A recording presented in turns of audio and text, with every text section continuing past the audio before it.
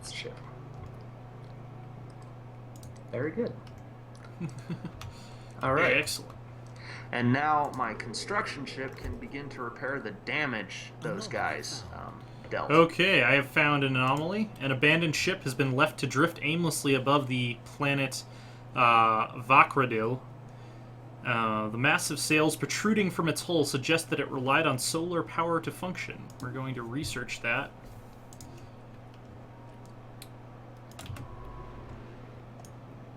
So this is a toxic world in the Vakradil system, and there's some sort of solar sail ship that has been left in orbit around it. Very good. Interesting. Very interesting indeed. I'm glad I'm getting low fail risk anomalies because my scientist has not leveled up that much. Okay, I've finished solar panel research. Next, I'm going to go with administrative AI for plus 5% research speed. I am about to finish solar panel research myself. Oh, we found beta aliens. There you are. So we have discovered an abandoned solar sail ship in orbit around Vakradil 3. The sublight vessel was built by an unknown culture, and it appears to be several thousand years old. One of the massive sails has a large tear where some kind of object passed through, most likely a meteoroid, which appears to have disabled the vessel. Although the technology of the ship is severely outdated, it does possess some interesting engineering and design choices. So we got a little bit of research from that. Very good. And I have now completed solar panel research, and next I will be researching deflectors. And I finished my mining network research, so I'm going to go with powered exoskeletons, because that is actually part of the backstory of the Aetheriva, is that because they are weak, they fight in powered exoskeletons. So that will increase my army damage and the number of minerals I can harvest. I might even write it into the story that it started out as something that was used mainly by miners, and then eventually became. That actually makes a lot of sense. Plenty of industrial inventions have been adapted to military uses later on. So I'm gonna turn this into a mining net. Actually, I'll turn this into a mining network first. How's your economy look like? What are you plus a month in energy credits? I'm making plus 7 energy and plus 8 minerals currently. I am making plus 6 energy and plus 14 minerals currently. Right. All right, new research for engineering. I have completed defense platforms. My next research is going to be, I can choose either fusion missiles or improved spaceport.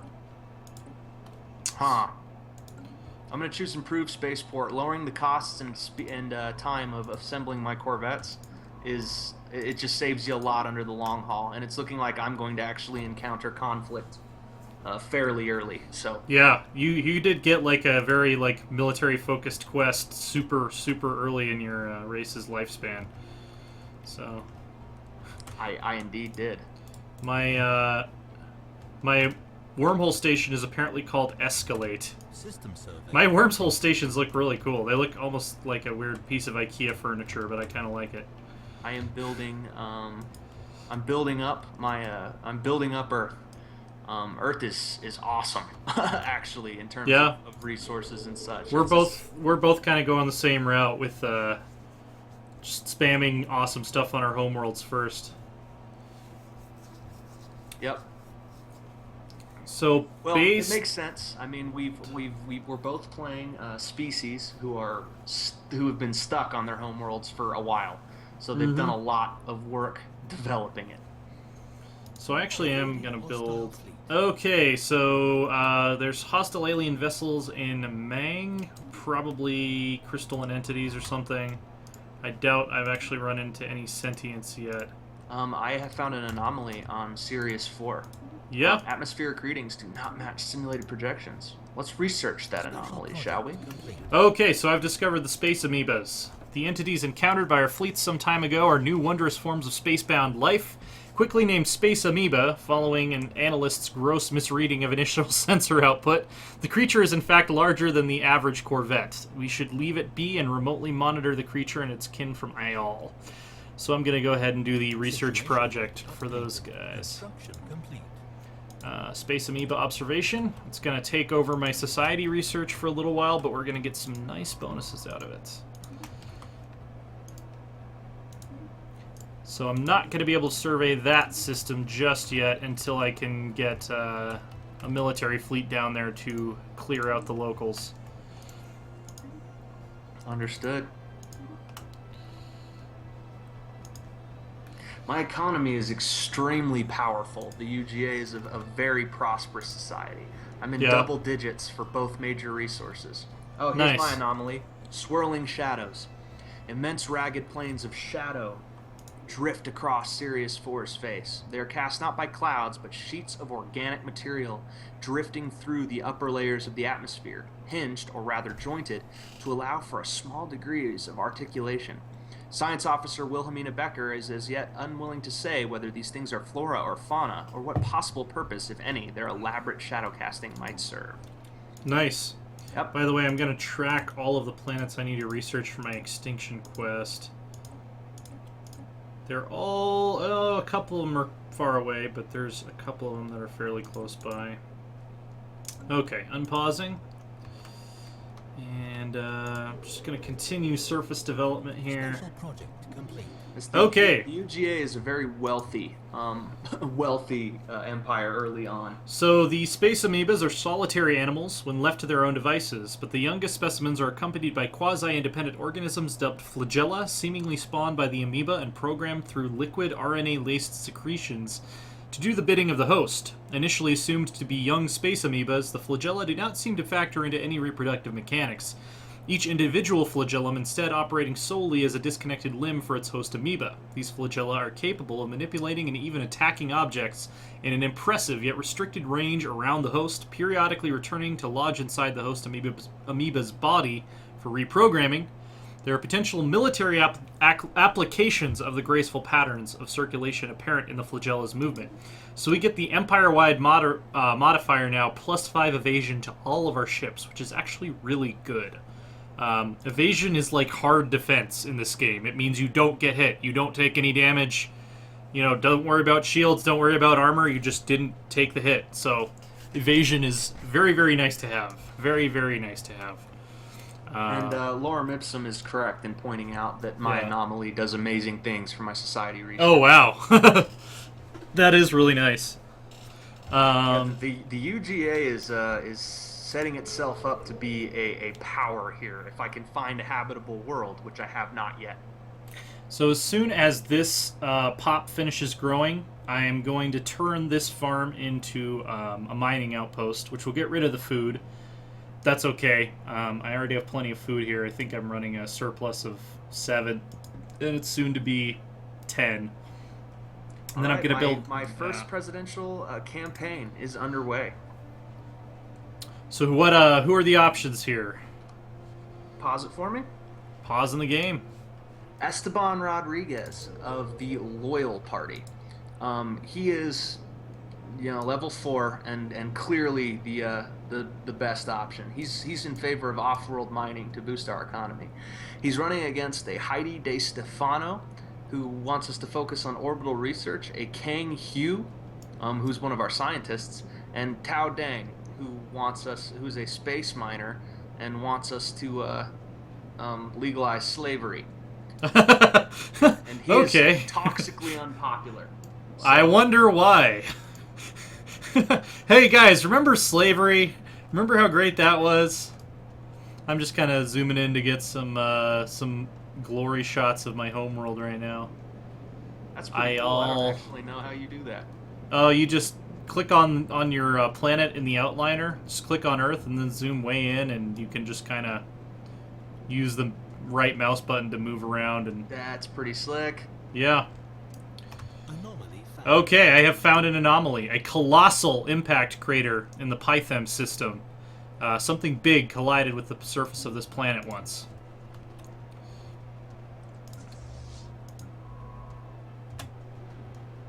It is a new ruler is elected. Esteban Rodriguez has been re-elected. Good, I like him. He seems like a pretty nice guy. Mm-hmm. So this is a molten world, very close to the star, and it was hit by something. We're about to find out what it was. Making sure I'm grabbing screenshots so that we can chronicle all of this. Absolutely. F12 button I have is a our minor best friend. mandate, which is awesome. Okay, so there was a warp impact. A massive crater on Python 1 appears to be the result of a collision with a starship. From the size of the crater, we suspect that a ship traveling at full warp rammed the planet for reasons unknown roughly 10,000 years ago. The swoop has picked up residual subspace echoes near the crash site, reminiscent of a collapsed warp field. It's interesting that we're getting this event because warp travel doesn't exist in our galaxy. But we could just say it was a wormhole. Well, yeah. As the ship itself disintegrated on impact, the theory cannot be verified. Or maybe at some point in the history of this galaxy, people knew how to use warp travel and they just lost that ability. Okay. So, I was going to be monitoring my homeworld to... Alright, so now that these guys are farming, I can turn these guys into miners. And yes, I know it will get rid of one food. That is okay. And looks like I can even... Well, I won't build anything there until I have a pop there because it's not actually going to do anything for me. So instead, I'm going to start building mining stations in this system. Maybe that's why warp travel doesn't exist. Too many ships crashing into moons. Yeah. All right, we have encountered some form of alien vessels in the Enif system. Gamma aliens. We're going to research them. They used warp for a while, and then they were like, "Yeah, you know, this is really This is terrible." There's a lot of accidents happening that are rather unfortunate using warp travel. Yeah, acceptable. And yeah, we are going to be staying on speed 2 quite a bit for this stream because we want this to be a slower-paced, story-focused experience. So, yes, there will not be as much stuff happening right now, but once the galaxy expands out, we're going to focus on a lot of stuff that you would normally just blast through when you're playing this game, and that's part of what's going to be unique about our Chronicles series. Construction complete. I love the design of my mining stations, even. They're very, very cool-looking beak-like things. Finished our surface construction on Ayal, so we can actually, in a second here, start pecking away, to pun completely intended, at our tile blockers. We can get rid of the industrial wastelands and sprawling slums that have plagued our harmonious homeworld for far too long. Alright. My science vessel has well explored quite a lot of the neighboring systems. Nice. Yeah. So I'll start building a mining network here as soon as I have the option to do so. All right, space amoebas. We are now both aware of the space amoebas. Yep, and I'm going to expect my fleet to make short work of the creature. So you went the military route rather than the research route. The UGA does not tolerate. So we now we finished our administrative AI research, and I am going to. I have finished my colonial imperative research, Nice. and am now going to go to. I'm now going to research space combat doctrine. So I am going to. I think I might go for a little bit of a science rush. Possibly. So I'm going to research quantum theory for better physics research, and then for my engineering slot that just came open, I will go with level 2 spaceports. Very good. And I've almost got the tech required to build a colony ship, but it's probably going to be a while before I can afford one, due to my currently poor mineral economy. My mineral economy is absolutely excellent. I'm thinking I might actually wait to build something in order to get a colony ship, as I have found... Oh, an anomaly. That was good timing. Yeah. There is a significant scarring on the surface of this world in a pattern that cannot be natural. From orbit, the massive rifts look almost like writing. Research that, Wilhelmina Becker. So we're starting to get to the point where we can saturate our homeworld. Evading Indeed. Okay, we have gamma aliens in somewhere in the Arrakis system. We're going to study them. And my science ship is going to be told to survey everything else.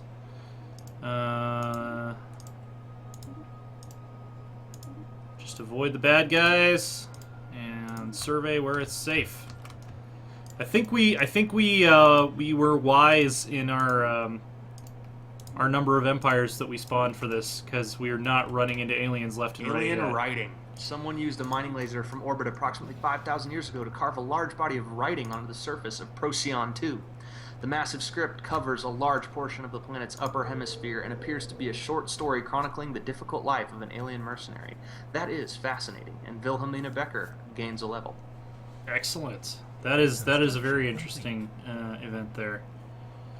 All right, I can upgrade my mining networks now. Why can't I upgrade this one? Oh, because it's already level 2.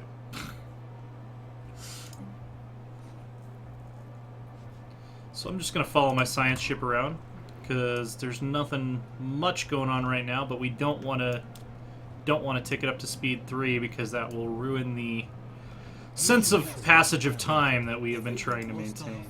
Delta aliens! Oh no! Researching 2 different types of aliens now.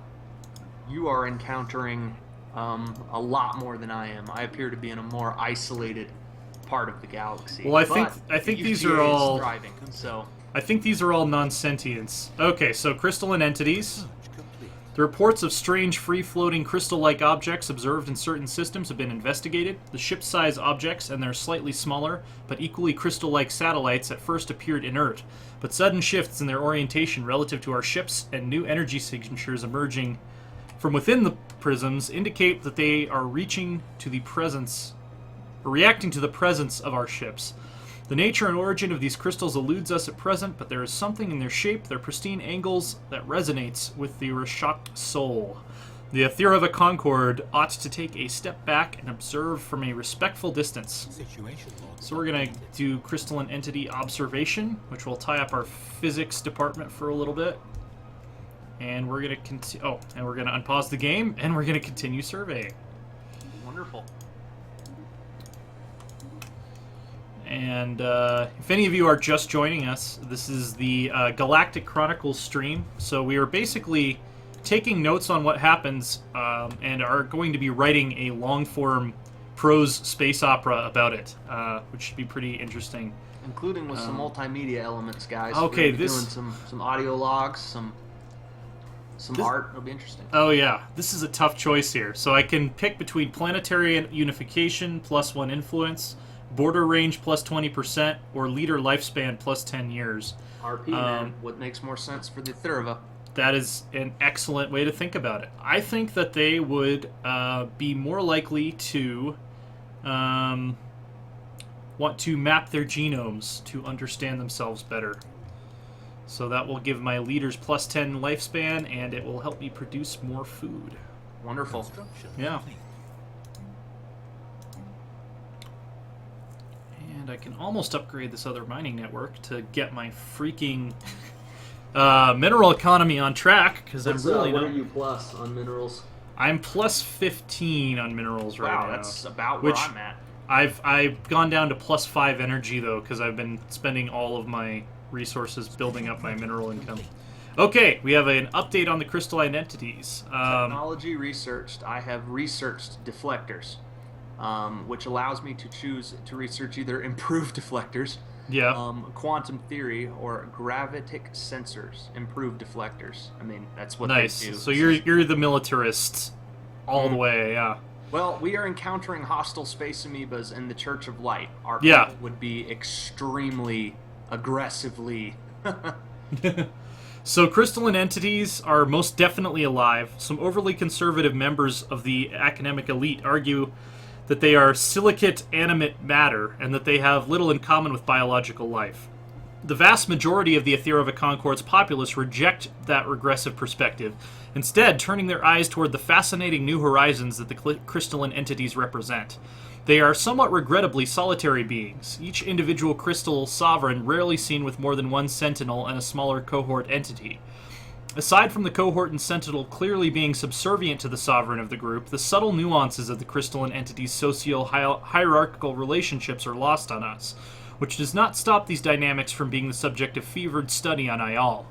The entities do not seem to mate, and we have yet to observe any crystals that are recognizably older or younger than others. Contrary to an early hypothesis, the shifts in hue between individual crystalline entities seem to be related not to their age, but to their latent internal charge, which can be violently unleashed, and it appears, paradox, having to proofread your own event text for you, as if though through sporadic fluctuations in this charge alter the refractive properties of the crystal. So I can either say this knowledge will be a great boon to the sciences, or find some practical use to this information. Crystal sonar is terrible. I don't really like it, so I'm going to get the +10 physics research speed.